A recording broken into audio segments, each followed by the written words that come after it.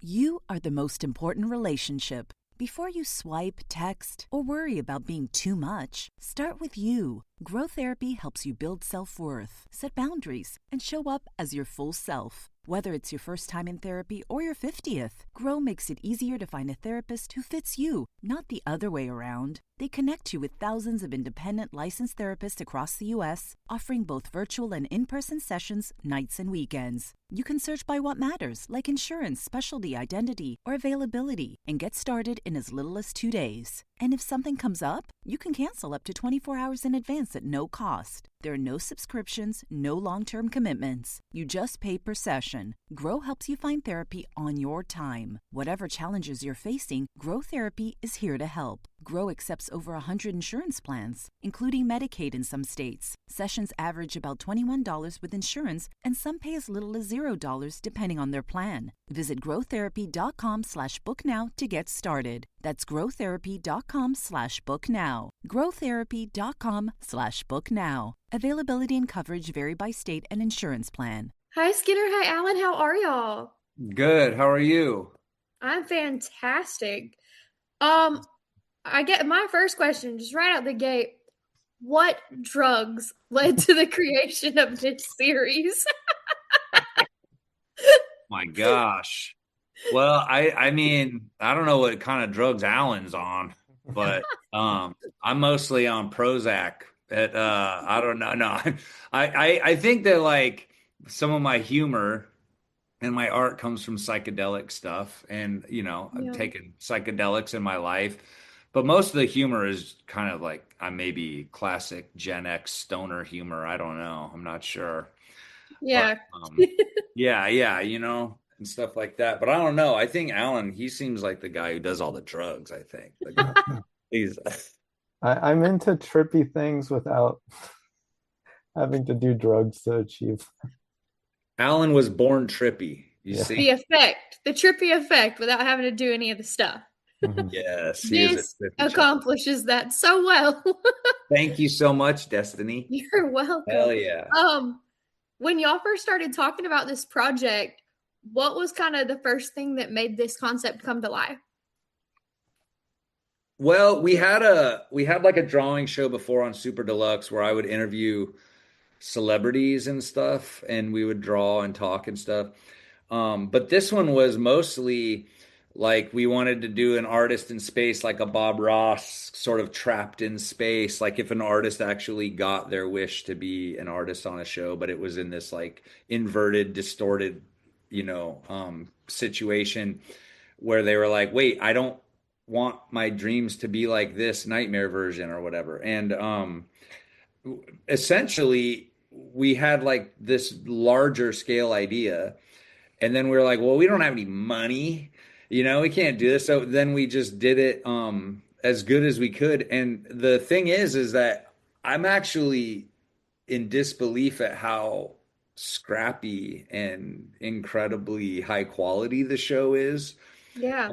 I feel like there's so much love put into it, and it is sort of like a Bob Ross in space nightmare version, like new version. But we also Alan really likes, and I like him too. When I was growing up, there's a guy named Mark Kistler who had a drawing show, and he was called Commander Mark. And so we were like, let's do a Captain Skinner, which is everything about the show is like an inverted nightmare version of things that we love, So, I love that. Yeah. Yeah, Commander Mark was sort of like, he was on PBS.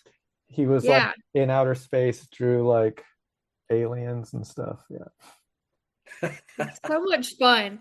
Now, I love that the inspiration comes from things that you kind of watch, things you grow up on.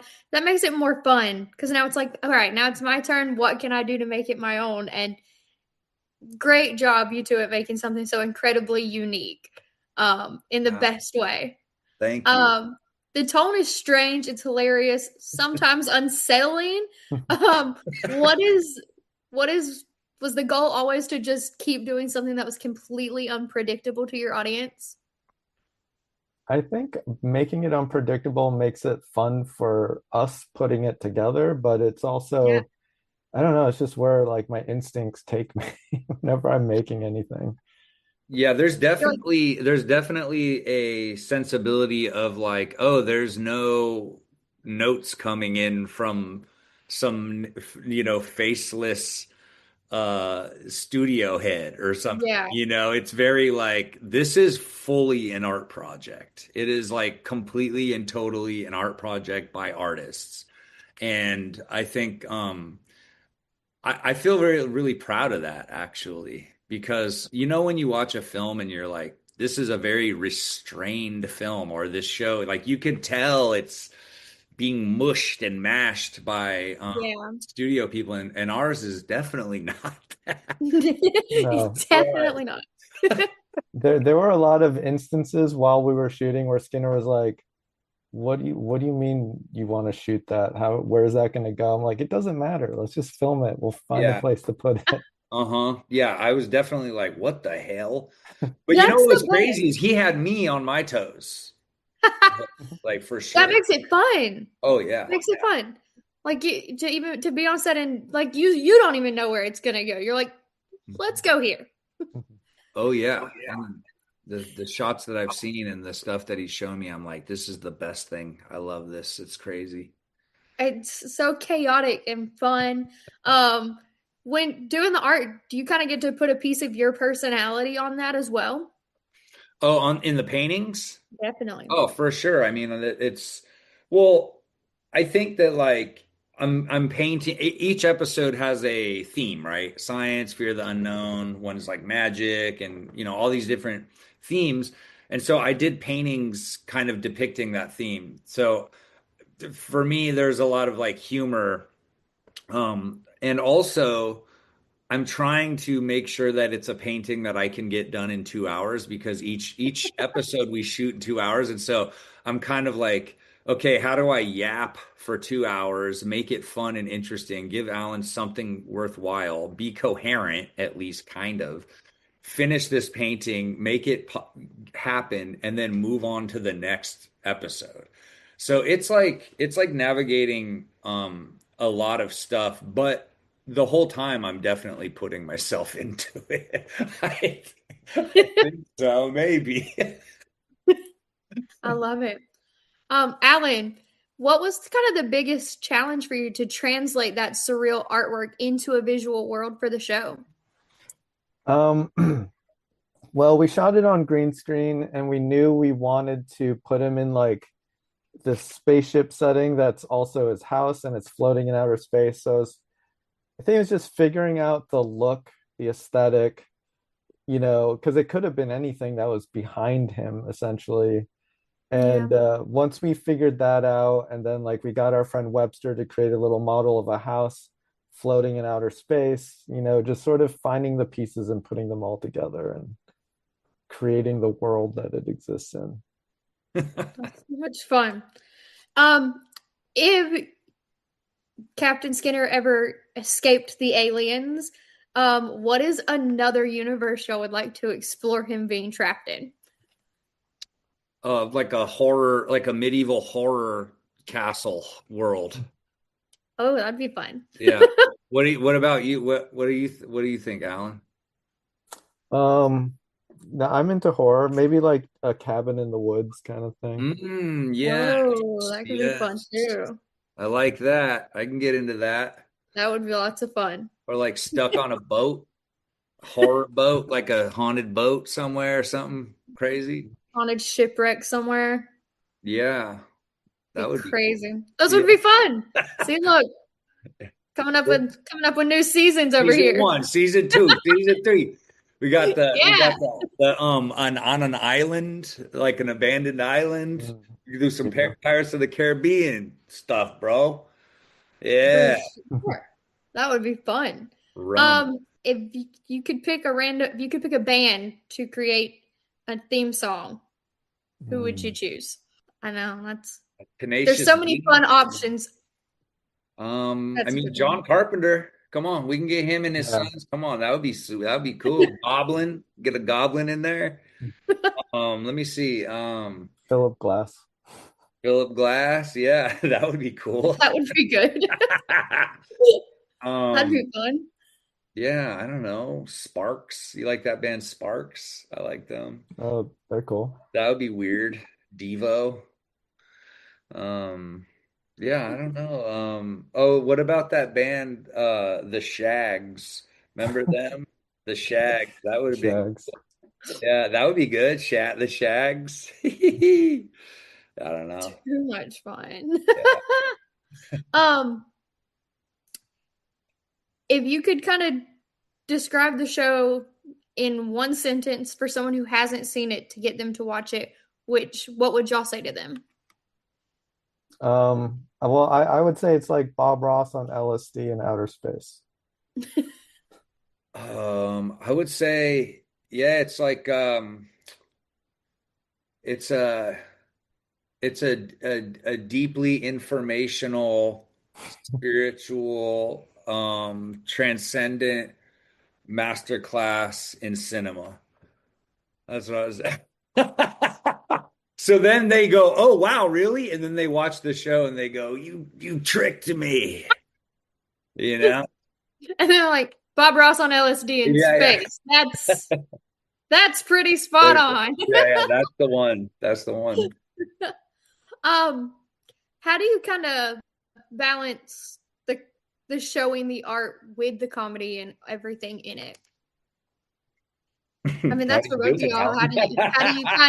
How do y'all balance what gets what amount of screen time there? Well, like anything that's not funny kind of gets cut out. So it's just like a stream of consciousness, like assembly of just Skinner saying weird, funny things, like back to back. And you're just like, now I have to go pick which ones are the best. Yeah. Yeah, there's a lot to cut out. Yeah, I think that, like, what's so interesting recently is realizing that, Alan is navigating not just one episode, but like the spectrum of episodes. And there's jokes that go into other episodes and there's other things. So it's a very interwoven sort of world. But then there's also like a lot of collage elements. There's animations, there's stop motion, there's puppets, there's all kinds of stuff. And we're even now adding animations that people are doing later on, even that. So the show itself, I think, has a lot of energy and things being woven into it, but Alan's definitely having to, like, weave it together like, a composer. He's composing a masterpiece, you see. He's a composer. He's the Philip Glass, whatever. Yes. Yeah. Alan, you said you just like really like the psychedelic style. Is there another style that you'd like to try for, or is you're like, this is what I love? I don't know. I'm really into science fiction and horror, so maybe we'll do an episode that's like a weird science fiction horror themed episode. No comedy, all just intense. Just all intense sci-fi horror. Yeah. I would love that. That would be a lot of fun, I think. That could be a lot of fun to play with. Mm-hmm. Let's do it. Skinner, you paint as what, not just in the show, like you are an actual artist. Yes, I am. An artist. Has this show kind of has it changed the way you approach painting any? I mean, not really. I mean, I think that like it's, for me, it's like really good to practice not agonizing over things being perfect and not. And I think that like the show itself, like putting myself in a situation of having to just be present and having to let go. Like if I did mess up one of these paintings, figuring out like, oh, let me just like fix that or figure that out, or what can I do, or try to bring that into part of the lesson and the show. So I think that the show itself, allows me to remember that like not everything is super serious as far as like painting and illustrating, and that like having fun is sort of the key, the foundation I should build from, and that's, Yeah. I mean, that's why I did it when I was a little kid, drawing little Godzillas and stuff. And so, have fun, get at it, get after it, and my adult skill mixing with the childlike wonder to form a super freak. I love it. Yeah. What was kind of the moment for y'all when y'all were like, this could be a full series? Well, we made a pilot just for fun, kind of. We filmed Skinner in front of a green screen. I spent a long time like working on it after we shot it.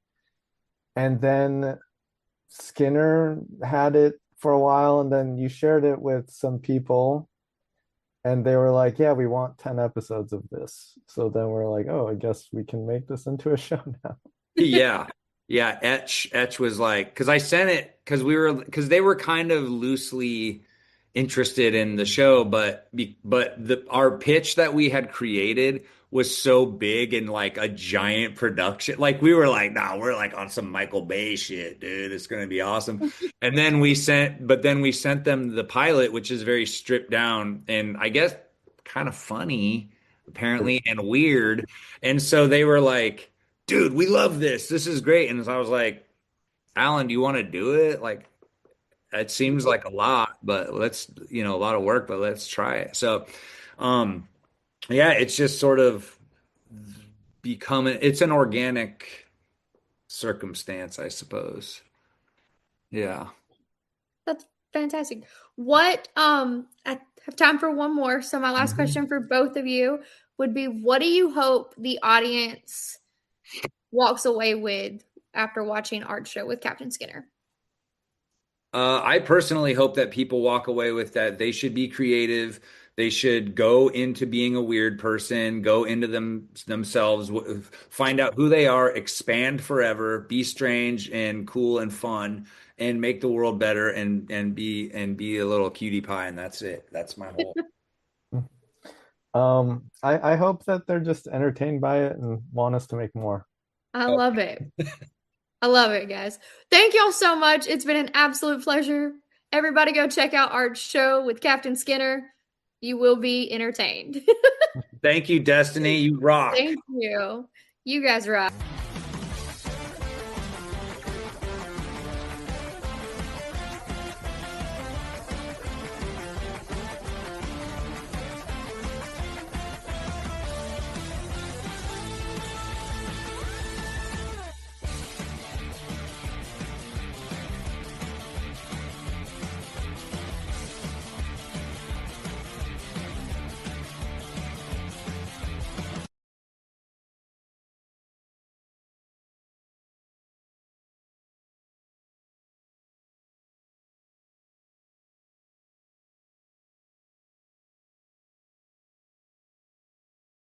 Most people overpay for car insurance, not because they're careless, but because switching feels like too much hassle.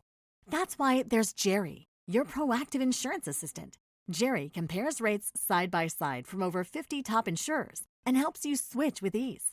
Jerry even tracks market rates and alerts you when it's best to shop. No spam calls, no hidden fees. Drivers who save with Jerry could save over $1,300 a year. Switch with confidence. Download the Jerry app or visit jerry.ai/Libsyn today. That's JERRY.ai/LIBSYN.